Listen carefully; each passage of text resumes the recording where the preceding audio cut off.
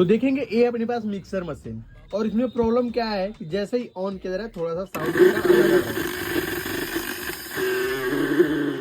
जैसे देखेंगे इस टाइप का साउंड आ रहा है जो कि बिल्कुल अलग है, इसको ऐसे नहीं आना चाहिए।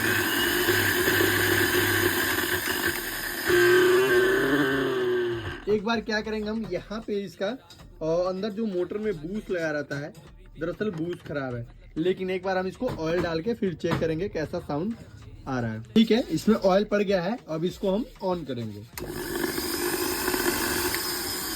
देखेंगे क्या है, साउंड तो इसमें से चला गया है, लेकिन ये परमानेंट सोल्यूशन नहीं है, ये बूस्ट चेंज करना ही पड़ेगा इसका।